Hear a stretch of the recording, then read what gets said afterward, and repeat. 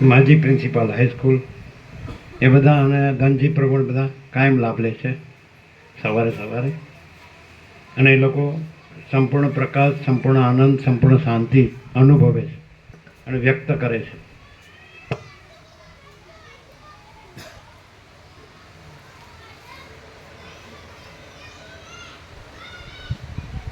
High school માજી આચાર્ય, માજી principal, કાલે એમને પૂછેલું અમે, તમને 80-82 થયા હોય ને આખું જીવન બધું જોયેલું છે એમાં અને આ પ્રકાશમાં શું ફેર છે? તો એમણે કાલે કહેલું સવારે કે એ બધું ખોટું અને આ જ સત્ય છે. ટ્રુથ, આ ટ્રુથ, આ જ સત્ય છે એવું એમણે કાલે જ સવારે કહેલું. બધાને મારા જય પ્રભુ. હવે આમ હું થોડા વાક્યમાં વાત કરીશ. તો આજે તો દિવાળી, દીપાવલી, પ્રભુએ અહીં આગળ કીધું કે અહીં સદા દીપાવલી, અને અમે જોઈ શકીએ છીએ, અમે અનુભવી શકીએ છીએ. અહીં આગળ સતત આનંદ જ હોય છે બસ. અને તમે આજે પણ એમના બોધમાં પણ જોયો છે કે વચ્ચે વચ્ચે કેટલો બધો આનંદ તમને કરાવ્યો છે. એટલે એક તો આ છે. બીજી વાત કરું તો મુકા પ્રભુને બધા હિમાલયમાં જાય છે એ વાત પ્રભુએ કરી, પણ પ્રભુના જ શબ્દો કહું તો ત્યાં જે શીતળતા છે એ જ શીતળતા અહીં છે. તો પછી હિમાલયમાં જવાની ક્યાં કારણ છે? આપણે તો શાંતિ જોઈએ છીએ, શીતળતા જોઈએ છે. તો પછી એ શીતળતા અહીં જ મળતી હોય, ઘરે બેઠે મળતી હોય. એમણે તો બીજું પણ એક ઉદાહરણ અમને સરસ આપ્યું કે ત્યાં દૂધ છે, અહીં આગળ ઘી છે. આવો અમને દાખલો આપ્યો હતો કે આપણે દૂધ જોઈએ છે કે ઘી જોઈએ છે? દૂધમાંથી જ ઘી બને છે અને શીતળતા પણ અહીં છે. તો પછી આપણે આ બધે ક્યાંય જવાની જરૂર નથી. ત્રીજું પણ એક વાત કાલે જ પ્રભુએ વાત કરી છે અમને કાળી ચૌદસના દિવસે, કે આપણે ગાંઠો વારીએ છીએ, ગાંઠોને છોડતા નથી. ગાંઠો તો ક્યારે વરાય છે આપણને ખબર છે, જ્યારે જોડાઈએ છીએ એ વખતે તો કેવી ગાંઠ વારીએ છીએ. અને એ સિવાય તો બધી ઘણી ગાંઠો, આપણે લોભ છે, મોહ છે, બધા ઘણા શબ્દો એમાં વાપરી શકાય. આ બધી ગાંઠોને આપણે વારીએ છીએ તો એ જો છૂટતી હોય તો એ અહીં છૂટે છે. આ બધી ગાંઠો અહીં આગળ છૂટે છે. એટલે લાભ લેવાની વાત કરું. બીજું પણ એક તમને ઉદાહરણ આપું કે આપણે પોઝિટિવિટી અને પુરુષાર્થ આ બેની જરૂર છે ભાઈ. તો જ અહીં આગળ જે આપણે મેળવવા આવીએ છીએ એ મેળવી શકીએ. તો પોઝિટિવિટી અને પુરુષાર્થ માટેનું એક નાનું ઉદાહરણ છે કે એક મલાઈ ભરેલું પાત્ર હતું. મલાઈ આપણે દૂધમાંથી બને ને, એ તો ચીકણી હોય છે. તો એમાં 2 ડેડકા કૂદીને પડી ગયા.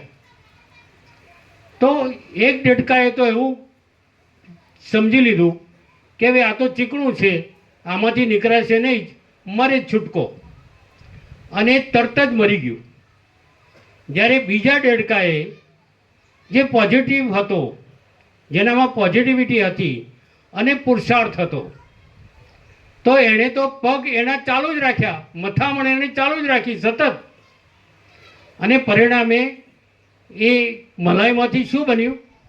માખણ બન્યું. અને માખણનો જે લાંદો બન્યો, જે એક બન્યો, એના ઉપર એ ડેડકી કે ડેડકો આવી ગયો અને પરિણામે એ બચી ગયો. આ માત્ર નાનું ઉદાહરણ છે, પણ એમાંથી સમજ લેવાની બધી ઘણી બધી આપણને મળી એવી છે. અને અહીં જો આવીએ તો પોઝિટિવિટી લઈને જ આવીએ અને પુરુષાર્થથી જ ચાલીએ તો મને લાગે છે કે આપણે જે પ્રાપ્ત કરવા આવી રહ્યા છીએ અહીં આગળ, આપણે જે ચૈતન્ય મેળવવા માટે જે આવી રહ્યા છીએ, એ ચૈતન્ય તમને પ્રાપ્ત થશે છે જ આપણામાં.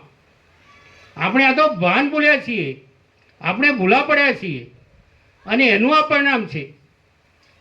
એટલે હજી પણ થોડું એક બીજું ઉદાહરણ આપું કે શાસ્ત્રો ને એ બધું આપણે વાંચીએ છીએ. હું પણ ઘણું બધું વાંચતો પહેલાં તો, અને ઘેરથી એવી પણ સૂચના હતી કે તમારી આંખો બગડશે.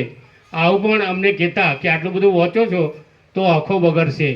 અહીં આવ્યા પછી મેં વાંચવાનું લગભગ બંધ કરી દીધું છે. હમણાં જ એક પુસ્તક વાંચ્યું છે, જાપાનીઝ પુસ્તક હતું, આઈ કી અને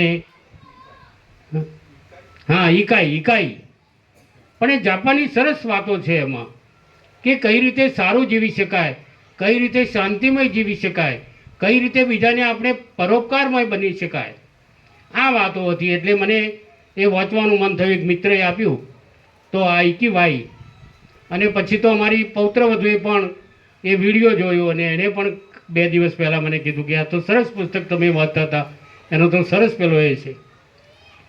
તો આ બધું જરૂરી છે. એટલે પુસ્તકો વાંચવાથી ક્યાંય પ્રાપ્ત નહીં થાય.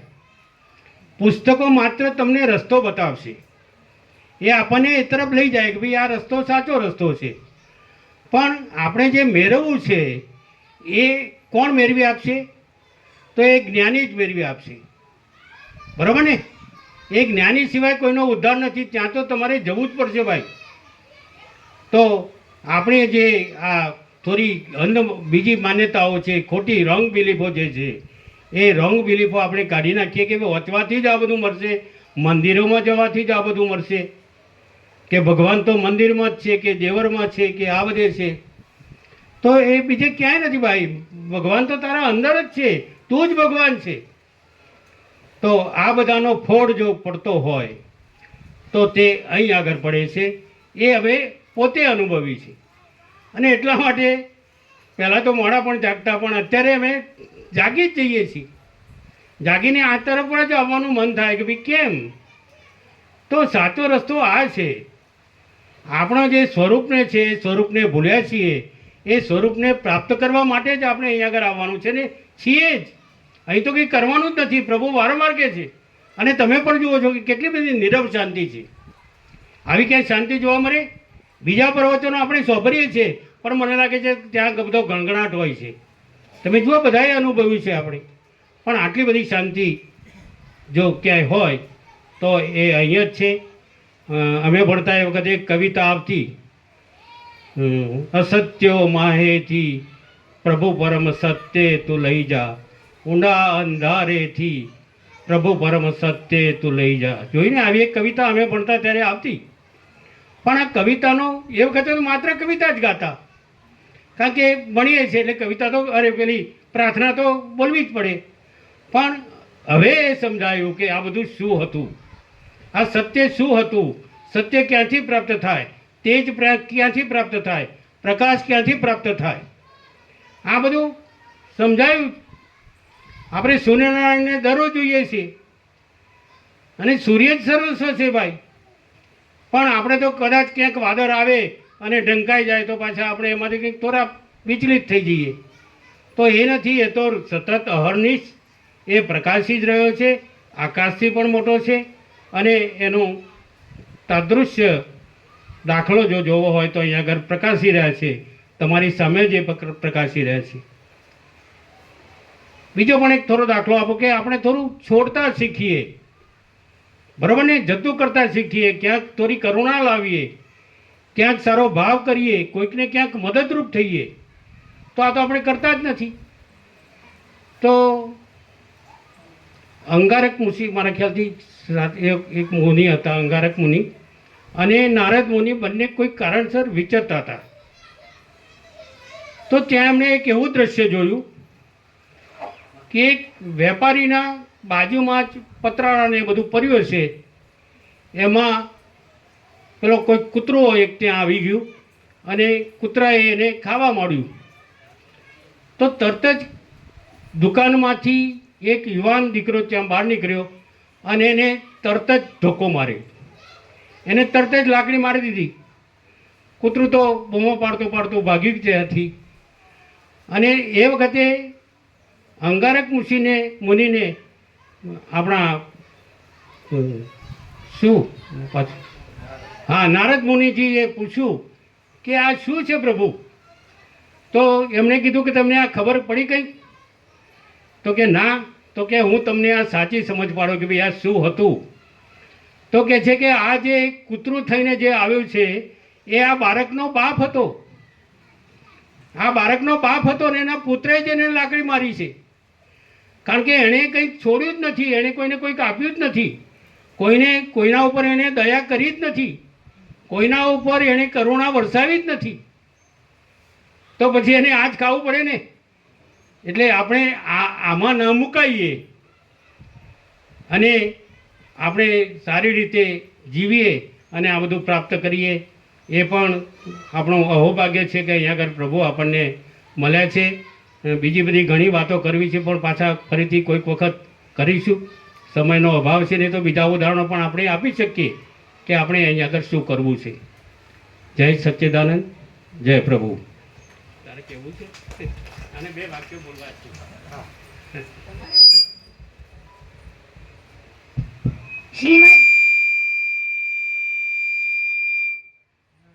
શ્રીમદ ભગવદ્ ગીતા કહે છે કે ભગવાન કેવળ આકાશમાં નથી, મંદિરમાં નથી, તે તારી અંદર આવીને વસ્યો છે. અંદર જ વસે છે.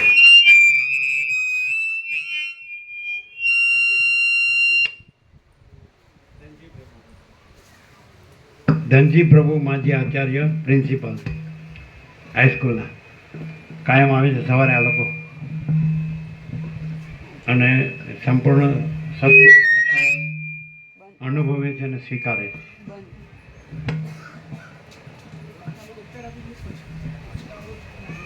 શું ક્યાં નવા સ્ટીકર ને ફેરફાર કરવાનો છે નહીં વચનામી સ્ટીકર્સ ને વચનામી. પણ આ બોલી લે પછી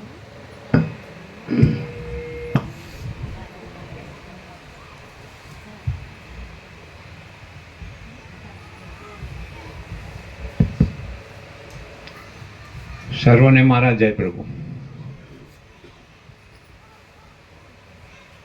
મહાચિદાકાશ પરમ જ્યોતિ, પરમ ચિદાકાશ, પરમ જ્યોતિ, અખંડ જ્યોતિ. આ પરમ ચિદાકાશ પ્રકાશ પ્રભુએ આપણી સમક્ષ બધા પાસાથી ખુલ્લો કર્યો કે પ્રકાશ સિવાય કંઈ છે જ નહીં. આપણે સાંભળીએ છીએ ઘણીવાર આ તત્વબોધ આપણે સાંભળીએ છીએ. સાંભળીને આપણે અટકી જઈએ છીએ. આગળનું પગથિયું આપણે ચડતા નથી.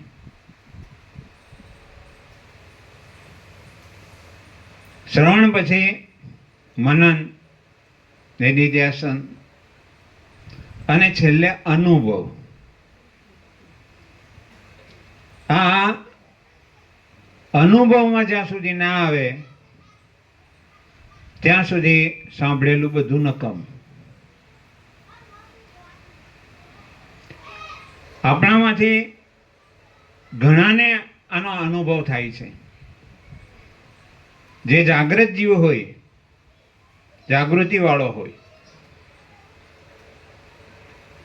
એ જીવ અનુભવમાં લાવવાનો પ્રયત્ન કરે છે. અને એના દ્રષ્ટાંતો અહીંયા આગળ તમે તમારી સમક્ષ જોયા. જે આગળના અમુક વક્તાઓ બોલ્યા, એમના જીવનમાં કંઈક પ્રકાશ થયો છે એવો અનુભવ તમને થયો છે અને મને પણ થાય છે. તો અનુભવ વસ્તુ અગત્યની છે. અને એ અનુભવ ક્યારે થાય?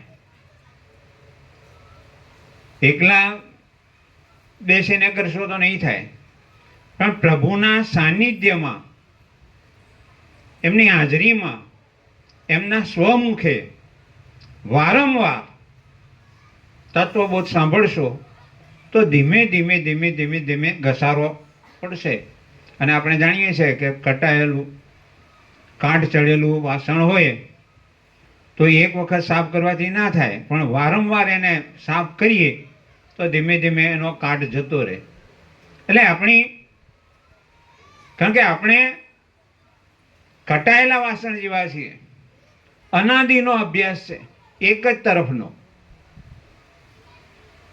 આપણને ચિદાકાશ પ્રકાશ એ તો અહીં જ જોવા મળે છે, નહીં તો મોટે ભાગે આપણે આપણું જીવન આભાસમાં જ પૂરું કર્યું છે. આપણે બે આંખોથી જે જોઈએ છે, ચર્મચક્ષુથી જે જોઈએ છે, એ બધું ચિદાભાસ જ છે. એમાં સુખ અને શાંતિ નથી, દુઃખ અને અશાંતિ જ છે એમાં. અને એમાં જો સુખ શોધવાનો પ્રયત્ન કરીએ તો એ સુખ કદાપી આપણને મળે નહીં. આપણે ગમે તેટલા જન્મો લઈએ, આ જન્મ મરણમાંથી આપણો છુટકારો થાય નહીં. તો એ છૂટવા માટેનો પ્રયત્ન એ આપણે બધા અહીં ભેગા થઈને કરીએ છીએ. અને એ પ્રયત્ન જો આપણે ચાલુ રાખીએ, આવા તત્વબોધનો વારંવાર શ્રવણ કરીએ અને પ્રભુના જીવનને આપણે પ્રત્યક્ષ નિહાળીએ. નિહાળવા માટે બાહ્ય ચર્મચક્ષુની જરૂર નથી અને એનાથી નહીં આપણને ખ્યાલ આવે. અંતરચક્ષુ ખુલે, હૃદયથી આપણે નિહાળીએ તો આ આગળના વક્તાઓ કહ્યું એમ આપણે ભગવાન ક્યાંય બહાર શોધવા જવું પડે એવું નથી. ભગવાન પોતે છે અને પોતાના સ્વમુખે જ આપણને તત્વબોધ કરે છે. એટલે એ તત્વબોધ આપણા ઉપર ખૂબ અસર કરે. એટલે વારંવાર આ તત્વબોધનો લાભ જ્ઞાની અને સંતોના જીવન જ એ મોટો બોધ છે. ગાંધીજીને પણ કોઈએ પૂછ્યું હતું કે અમને તમારા જીવનનો સાર કંઈક બતાવો. તો એમણે કહ્યું કે મારું જીવન અથવા તો સાર એટલે સંદેશ, મારું જીવન એ જ મારો સંદેશ છે. એમ અહીં પણ પ્રભુનું જીવન એ ભલે આપણને એમ માણસ જેવા લાગે, આપણા જેવું જ કાર્ય કરતા હોય, હરતા ફરતા બધું એ બધી ક્રિયાઓ કરતા હોય, પણ એમાં ક્યાંય છાંટો પણ મારાપણાનો, અહમનો કે એવો ક્યાંય આપણને જોવા મળે નહીં. એટલે સંતોનું જીવન જ આપણને મોટો ઉપદેશ આપે છે. અને એ જ સંદેશ આપણને આપણનું આગળનું ભાવિ એ આપણું સ્પષ્ટ કરે છે. એનું એક દ્રષ્ટાંત આપું હું તમને. ગોરા કુંભારનું નામ તો તમે સાંભળ્યું છે બધાએ. એક વખત ગોરા કુંભારને ત્યાં બધા સંતો એકઠા થયા. એની અંદર નામદેવ, મુક્તાબાઈ, જ્ઞાનેશ્વર, આ બધા સંતો એકઠા થયા. એ સંતો એવા હતા પરમ જ્ઞાની અને પ્રત્યક્ષ, જેમણે પરમાત્માનો અનુભવ કર્યો હતો. એવા નામદેવ જ્યારે ભક્તિ કરતા ત્યારે ભગવાન એમની સમક્ષ આવીને નાચતા. આપણને આપણા ગુજરાતના એવા સંતોને પણ ખબર છે, નરસિંહ મહેતા. તો નરસિંહ મહેતાના જીવનમાં ભગવાને એમને ક્યાં કેવી મદદ કરી છે અને ક્યાં કેવી રીતે હાજરી આપી છે આપણે જાણીએ. તો એ જ રીતે અહીં પણ જે જ્ઞાનદેવ, મુક્તાબાઈ, નામદેવ, આ બધા પણ એવા સંતો હતા જેમને ભગવાન મળ્યા હતા અને પોતે ભગવાન થઈને જીવ્યા હતા, રહ્યા હતા. આ બધા મહારાષ્ટ્રના સંતો છે. તો મુક્તાબાઈ પેલા ગોરા કુંભારને ત્યાં તો વાસણો ગળાતા હોય અને એમણે એક ટપલો જોયો, જે કુંભાર જેનો ઉપયોગ શું કરે, માટલાને કાચા છે કે પાકા છે એ જોવા માટે કે આ ટકેવું છે કે આ ટકેવું નથી, એવું ટપલા મારીને નક્કી કરે. તો મુક્તાબાઈએ પૂછ્યું કે આ શું ટપલો છે, આનાથી શું નક્કી થાય કે માટલું કાચું છે કે પાકું છે? એટલે મુક્તાબાઈએ વિચાર કર્યો કે અહીંયા જે બધા માટલા ભેગા થયા છે એમાં કેટલા કાચા છે અને કેટલા પાકા છે. તો મુક્તાબાઈએ ટપલા બધાના માથા ઉપર માર્યા અને પછી કહે કે આ માટલું પાકું છે. આ માટલું પાકું છે. એ મારતા મારતા નામદેવ પાસે આવ્યા. નામદેવને ટપલું ના માર્યું, પણ એમણે કહ્યું કે આ માટલું કાચું છે. હવે નામદેવ તો જેમની જ્યારે જે ભક્તિ કરતા ત્યારે ભગવાન સાક્ષાત ત્યાં આગળ આવીને નાચતા હતા. આટલી બધી મોટી એમની મહાન ભક્તિ હતી. તો એ તો વિચારમાં પડી ગયા કે આ કેમ આમ કહે છે. એમણે જ્ઞાનદેવને પૂછ્યું કે મહારાજ મુક્તાબાઈ કેમ આમ કહે છે, મારું માટલું કાચું? એટલે જ્ઞાનદેવે પણ કહ્યું કે મુક્તાબાઈ જે કહે છે સાચું છે. એટલે નામદેવને તો એકદમ બરાબર ઝાટકો લાગ્યો. એ તો દોડ્યા સીધા ભગવાન પાસે, પંઢરપુર. ત્યાંથી પંઢરપુર થોડું દૂર હતું, 10-15 કિલોમીટર. દોડતા પ્રભુની પાસે ગયા પંઢરપુર, અને કહે છે પ્રભુ અમે આ બધા ભેગા થયા, એમાં મુક્તાબાઈએ આવું કહ્યું, જ્ઞાનદેવે આવું કહ્યું, અને તમે મારા માટે શું વિચારો છો? હું તમારી આટલી ભક્તિ કરું છું, તમે સાક્ષાત મને દર્શન આપો છો, અને છતાંય આ બધા આમ કેમ કહે છે? એટલે ભગવાન વિઠ્ઠલ બોલ્યા કે ભાઈ જ્ઞાનેશ્વર કોઈ દાડો જૂઠું બોલતા નથી. જ્ઞાનેશ્વર કહે તો સાચું જ હોય. એટલે તમારું માટલું કાચું હોય, તમારે વિચારવું પડે. તો કે હવે મારે શું કરવું? તો કે તમે એમ કરો, હું કહું એના કરતાં તમે વિઠોબા ખાચર એવા બીજા સંત હતા, એમને ત્યાં જાઓ અને એમને પૂછજો. એ તમને રસ્તો બતાવશે અને એનું કારણ પણ બતાવશે. આ ત્યાંથી ઉપડ્યા, વિઠોબા ખાચરના ત્યાં પહોંચ્યા. ત્યારે વિઠોબા ખાચર મહાદેવના મંદિરમાં જે શિવલિંગ હતું એના ઉપર પગ મૂકી અને ઘસઘસાટ ઊંઘતા હતા. હવે આ તો વિચારમાં પડી ગયા કે આ મને શું માર્ગ બતાવશે? જેને પોતાને ખબર નથી કે મારે કેવી રીતે હુઈ રહેવું જોઈએ. ભગવાન ઉપર પગ મૂકીને હુઈ રહેવાય કોઈ દાડો? અને આવા ભક્ત થશે કે આવા જ્ઞાની થશે? પછી તોય ના રવાયું એટલે એમને જગાડ્યા. એ ઉઠો ઉઠો ઉઠો, તમે આ શું કરો છો?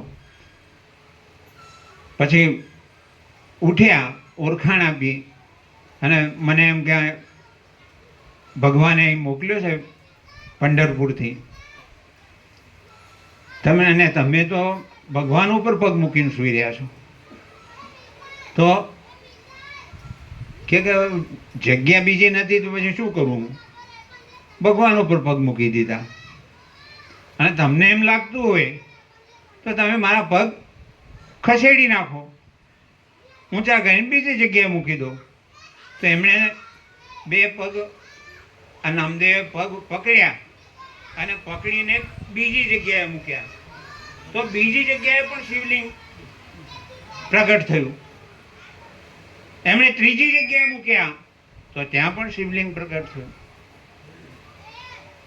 કહેવાનો અર્થ એ છે કે સંતો બતાવે છે કે કોઈ પણ જગ્યા એવી નથી કે જ્યાં ભગવાન નથી. બધા ભગવાન છે, બધામાં ભગવાન છે, ને બધે ભગવાન છે. તો આ બોધ આપણને અહીંથી પણ મળે છે. એટલે આપણે સતત અહીંયા આગળ આવીને આ પ્રભુનો તત્વબોધ સાંભળીએ એવી ઈશ્વરને પ્રાર્થના. ઓમ.